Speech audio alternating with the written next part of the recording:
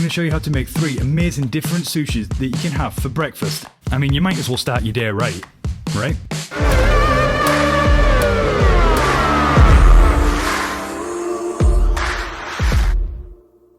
Hi there guys, welcome back to the channel. Have you ever had that conundrum where you've woken up in the morning and you've just got a load of sushi rice left over from the day before? Well, we're going to turn this into an amazing breakfast. So let's start by cracking into a bowl 2 whole eggs and giving them a good whisk with a pinch of salt. Then pouring them straight into a medium hot pan with a touch of olive oil, and you just want to roll the eggs around the pan so it creates a nice big pancake. And then just turn the heat down and let it cook slowly until it starts to come away from the pan when you swirl it around like this, and then just tip it out onto the side. When it's cooled down a little bit, we're just going to trim off the edges to make it nice and square. And this is going to act as our nori seaweed. So place it onto your sushi roller, lightly dampen your hands with some vinegar water, and grab yourself a big bunch of rice.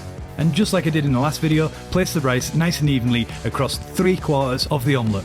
Then pipe down the middle a nice big line of Philadelphia cream cheese. Lay on some of the most amazing smoked salmon. Make sure you use the good stuff. Slice up a gherkin nice and fine, and then lay on a couple of battens before we start rolling this up again, exactly the same technique as I showed you in the last video. You're going to want to be extra careful with this one because the omelette is very delicate and will rip very easily. And then just straighten up the ends like this, placing your palms against each side. And scoop out half an avocado, slice it up nice and fine, and then just fan it out and lay it over the top of the sushi. Then to save on a bit of mess, throw over some cling film, then place your sushi roller on top of that. This will stop everything sticking together and making a nice big avocado guacamole mess. But then just gently squeeze it all together to make a nice form.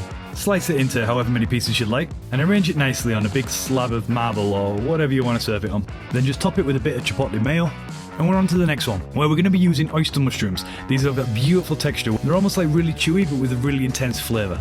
So we're just going to slice up a small handful of these, and then chuck them straight into a hot pan with a touch of olive oil. Then as they start to cook, I'll show you my big black pudding that I used for my tortellini a couple of episodes back. And we're going to throw that in there too, and give it an amazing, intense, deep, rich flavour.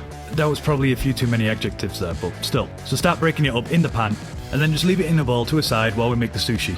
So again, lay out your nori on your sushi roller, wet your hands with a bit of water and vinegar, grab yourself some rice, make sure it's nice and even across 3/4, and down the middle we're going to lay in some slices of Gouda, then pour on your black pudding and mushroom mix, and give it a good roll using exactly the same technique as we did before, rolling, squeezing, not too tight, but making sure it's nice and firm. And then just neaten up the edges with the palm of your hands, give it a good slice up into however many you want, throw the mat back over the top again, neaten it all up, making it all nice and beautiful, before topping each one with a touch of mayonnaise, and then very delicately placing on some beautiful crispy bacon lardons. Then arrange it on your board, and we're on to the next one.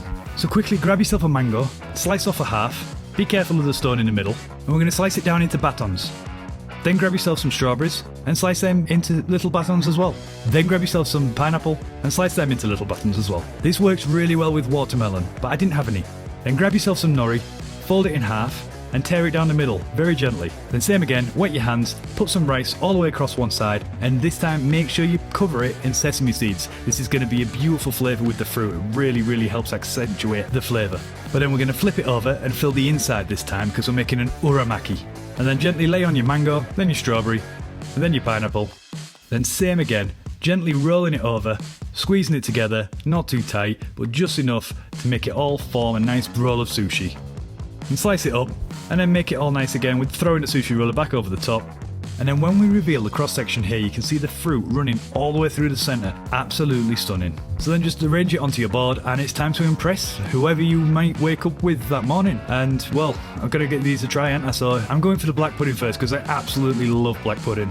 Then I had the salmon, and I finished it up with the fruit one. And I got to admit, the fruit one, absolutely incredible. So fresh in the morning, it's perfect. I bet you never thought of having sushi and fruit together, but this actually really works. And I hope you give breakfast sushi a try one time. And if I've given you some good ideas, hit the like button, subscribe to this channel for more stuff like this, and remember to just keep cooking.